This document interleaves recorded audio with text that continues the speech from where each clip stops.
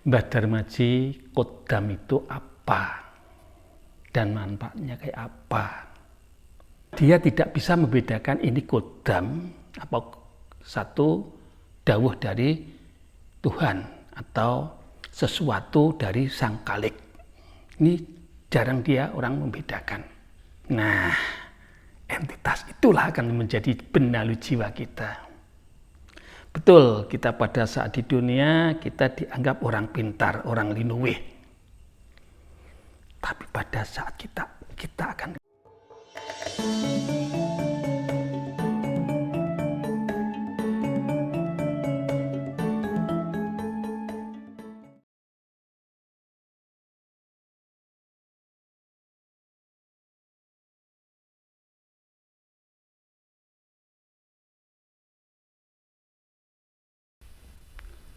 Rahayu, mugi-mugi sami rahayu ingkang pinanggih. Sahabat YouTube yang berbahagia, kali ini sekian kalinya kami hadir di hadapan panjenengan semua. Ini hari kami akan medar atau menjawab sebuah pertanyaan dari netizen yang beberapa hari belum aku jawab. Pertanyaannya, Mbah Darmaji, Kodam itu apa? Dan manfaatnya kayak apa bagi pribadi atau bagi seseorang. Sebelum kami medar, mohon kepada para pemirsa YouTube beri like dan subscribe dan bunyikan bel ting-tongnya agar tidak ketinggalan video-video kami. Dan nanti apabila wedaran kami ada yang kurang paham, mohon tinggalkan pesan di kolom komentar. Nanti kami berusaha menjawab sebaik dan semampu kami. Ada yang bertanya tentang Kodam, Mbah Darmaji, Kodam itu apa? Kodam itu bahasa dari Ibrani atau bahasa Arab. Artinya Kodam itu adalah makhluk entitas lain dalam notabene jin yang mau nempel atau mau bantu nyeroyo pada seseorang. Dan bahasa Jawanya itu namanya kemladean atau serayan, atau bisa dibilang medium. Nah, yang dibilang Kodam itu biasanya dia di alam antoro, di alam adjam, di alam kajiman, atau di alam ariloka. Ari itu bangsanya entitas lain atau bangsa lembut lah gitu. Loka itu jagat atau alam. Jadi sebetulnya Kodam itu makhluk dari bangsa jin. Pada saat kapan orang mendapat atau diikuti, ada kalanya seseorang diikuti tidak merasa kalau hal itu dia diikuti. Taunya dia punya kelebihan, bisa meramal, bisa menebak. Bagi orang yang tidak tertempeli atau tidak diikuti, sing ora dieloni Kodam, seakan-akan yang dapat Kodam itu sebuah kelebihan. Orang yang dapat Kodam dianggap kelebihan, memang itu kelebihan. Tapi Kodam itu sendiri mau dijadikan sroyo secara tujuan tertentu, ada maksud tertentu atau tidak ada maksud, itu sama halnya untuk ukuran saya ya, itu bagi saya jangan. Permasalahan Kodam itu saya permisalkan gini, seperti aku ini gendeng aku bocor, lantas usuk maupun reng-rengnya itu patah. Aku panggil tukang. untuk menyelesaikan pekerjaan itu. Otomatis setelah selesai kan kita harus membayar dia, memberi upah. Demikian juga kodam seperti itu. Kapan kita mendapatkan atau dimintai upah? Ada kalanya pada saat-saat tertentu kita belum mati, tapi setelah kita mati memang kodam itu akan nagih. Kita akan mati tidak bisa, betul, tubuh kita masuk pada kuburan itu tanah, badan. Tapi roh kita tidak masuk ke alam kubur, masuk di alam antoro, masuk di alam kuning, masuk di ariluko, tersangkut. Kita menjadi roh kelambrangan, itu bahasa Jawanya. Kalau di bahasa Indonesia kan mungkin kurang lebihnya roh gentayangan. Ini menurut pemikiran, pemahaman yang pernah aku pahami.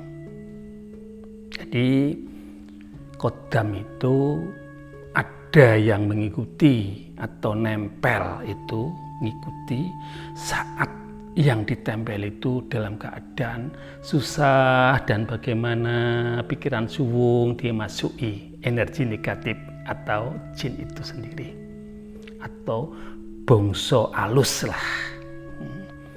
Kadang dia menampakkan sebagai kakek kita, kadang dia nampak seperti orang-orang linuweh, tapi dia hanya member, menyamar.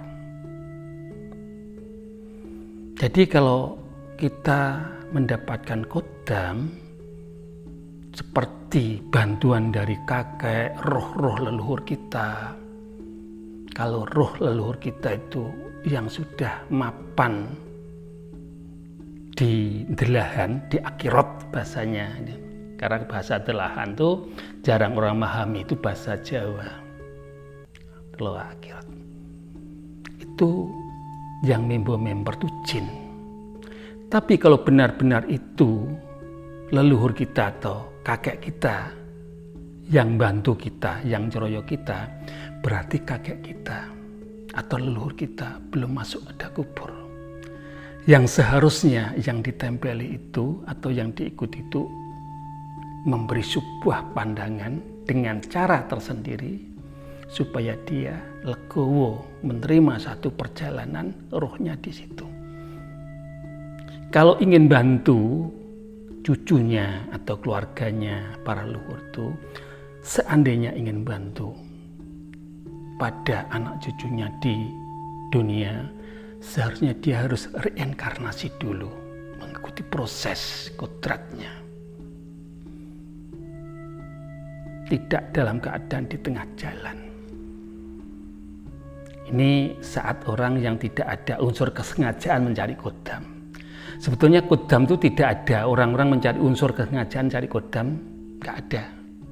Cuma dia tidak bisa membedakan ini kodam apa satu dawuh dari Tuhan atau sesuatu dari Sang Khalik. Ini jarang dia orang membedakan. Karena ada 4 golongan yang mendapatkan sesuatu, taruhlah dari Tuhan. Itu aku ambil dengan bahasa lain, mukjizat itu bagi seorang nabi, karomah bagi seorang wali, mangunah bagi seorang mukmin kawasul kawas, istidrot bagi si kafir. Nah, bahasa 4 ini aku ubah ke bahasa Jawa. Yang mendapatkan kelebihan 1, Avantara, itu seperti sekelas nabi. Dia mendapatkan satu kelebihan atau mendapatkan pertolongan dari alam saat dia itu dalam keadaan mengalami tugas atau sisi kemanusiaan atau sedang dia mensiarkan satu pamulangan, dia ada sebuah mara bahaya, pertolongan tiba-tiba. Jadi sang Avantara ini tidak merasa memiliki, tapi alam ini akan menghadirkan sebuah pertolongan. Nah, pertolongan kadang-kadang tidak seperti yang kita duga. Pertolongan itu kadang-kadang orang yang mengganggu ternyata matanya kelilipan.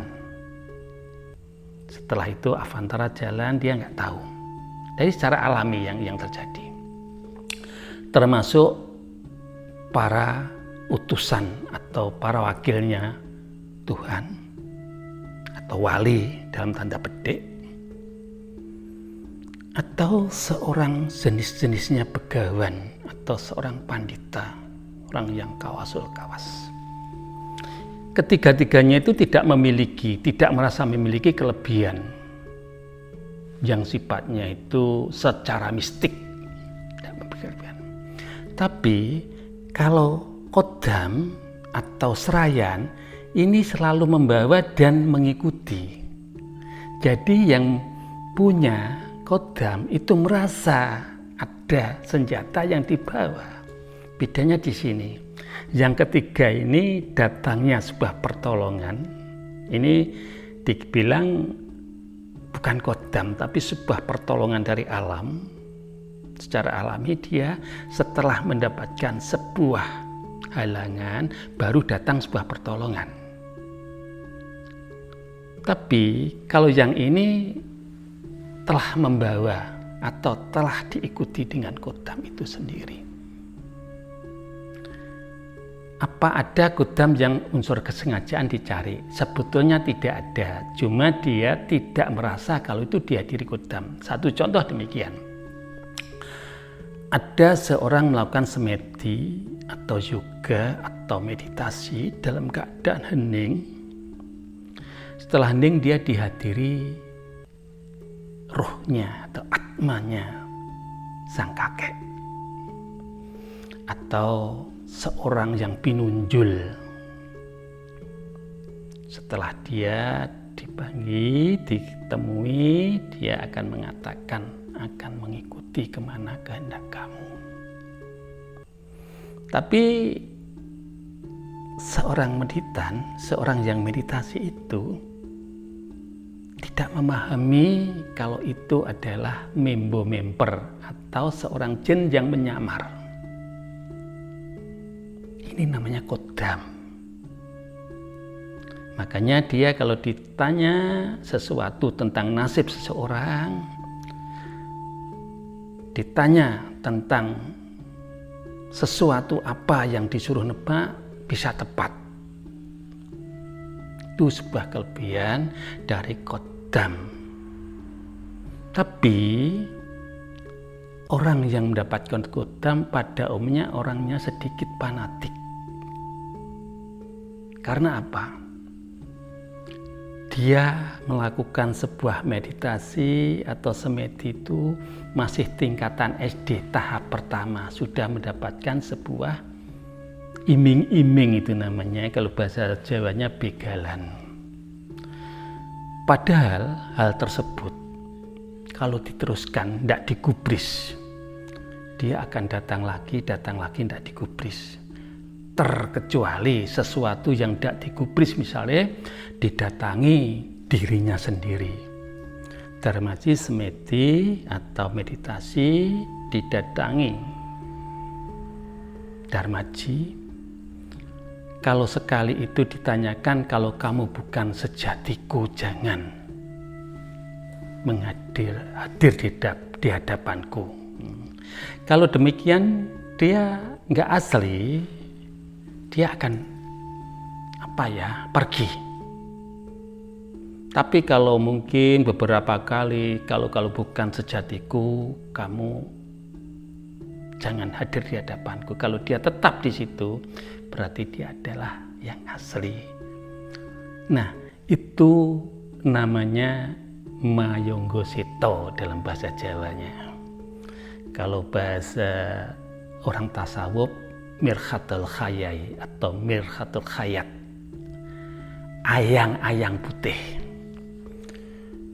Nah, sebelumnya belum aku jelaskan, ayang-ayang putih sebelumnya datang itu ada sesuatu yang datang seperti kodam dan itu adalah sebuah kumpulan nafsu yang ada pada diri kita.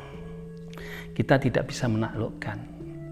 Dari 4 warna itu nanti akan berkumpul. Satu ketika nanti aku jabarkan 4 warna itu jadi apa. Makanya saya sering mengatakan aku tidak akan memberi informasi tentang meditasi maupun semedi sebelum kita memahami cara kita mengelola akal pikirannya selalu mengarah pada sesuatu yang positif, terus hati kita, pakarti kita selalu becik, terus rasa jati kita sudah wening, bolehlah kita belajar untuk melakukan semedi atau meditasi. Karena mudah dan tidaknya meditasi itu kebiasaan, kegiatan siang, kegiatan di tengah sosial itu amat sangat berpengaruh pada saat kita nyepi atau meditasi itu sendiri. Dalam keadaan pikiran keruh, hati galau, kita meditasi kok mendapatkan sesuatu gaib. Jelas itu kodam. Tapi kalau kita dapat melakukan meditasi dengan wening, dengan tenang, terus pikiran kita cuma satu konsentrasi, kita membutuhkan sebuah keheningan. Karena kita meditasi itu, yang kita jadi pijakan adalah olah napas. Masuknya napas ditahan, masuknya pelan ditahan, lantas dilepas juga pelan sesuai ritmenya. Masuk, tahan, juga hitungannya hampir sama, bukan hampir sama, keluarnya dengan hitungan yang sama, artinya detik yang sama, dengan satu ketenangan. Ini hanya sebagai informasi. Jangan sekali-sekali waktu kita melakukan olah napas atau yoga itu berpikiran sesuatu menjadi dikdaya, itu jangan. Kalau hal itu yang jadi pikiran, satu ketika akan ada yang hadir. Karena pada saat kita meditasi, jin, priprayangan, ilu-ilu, sejenis itu, bongso lelembut itu podo pating jerabing, podo pengen dijak seroyo. Itu namanya nek bong Jawa dadi kemladian. Kemladian itu, kemladih itu benalu. Nah, entitas itulah akan menjadi benalu jiwa kita. Betul, kita pada saat di dunia kita dianggap orang pintar, orang linuwih. Tapi pada saat kita akan kembali tentang teping wajibing pati. Awake dikubur ning kuburan, tapi ruhnya, atmanya nyangkut di alam antara, di alam kuning, di alam ariluko, di alam abjan. Itu satu makna yang aku katakan itu, alam-alam seperti itu. Jadi kalau belum siap untuk melakukan meditasi, untuk ingin menemui mayonggo setonya, artinya ayang-ayang putih ini, ditata dulu butining ben luhur dhisik. Kita harus di tengah-tengah sosial ngeladeni kaulaning Gusti Allah dhisik. Kalau kita nanti ngeladeni kaulaning Gusti Allah dengan baik dan benar, sabar dan ikhlas, kita malah melakukan hening, itu nanti akan ibaratnya kolam banyune kindang gelis lerem, ayang-ayange mayonggo setone, mirhatul khayai atau mirhatul khayat itu nampak jelas. Nah, ini mentok-mentoke wong makrifat, wong manembah kiblat papat ada yang bilang gitu, sembah catur, pengen kepeduk pangeran, mentok-mentoke makrifatnya, bertemu dirinya sendiri. Yaitu namanya Mayangga Seta atau ayang-ayang putih. Aku ulang lagi kan, Mirhatul Hayat.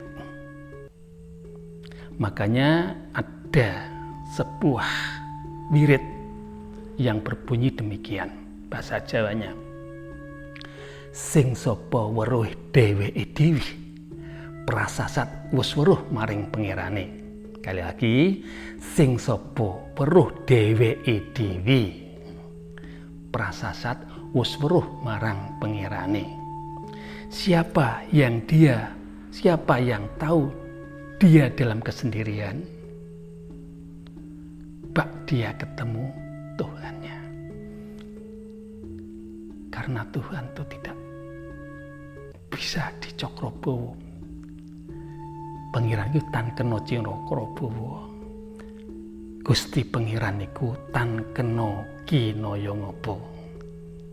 Jadi kalau orang sudah dibilang makrifat, dibilang ngawerui marang seduluring dewi, sing bagus tanpa cedha, itu dalam wirid Jawa ada seduluring dewi kuwi bagus sing tanpa cedha. Cedha itu cacat, bagusnya tanpa cacat. Dia benar-benar bercahaya.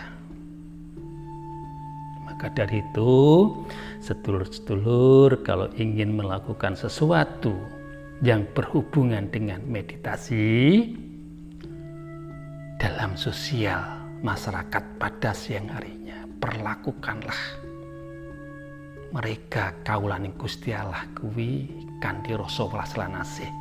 Nanti agar kedamaian di hati, di jiwa ini benar-benar tercapai. Maaf, sekian yang bisa kami jawab dari netizen beberapa hari yang lalu pernah tanya. Apabila kurang berkenan jawaban kami mohon maaf sebesar-besarnya.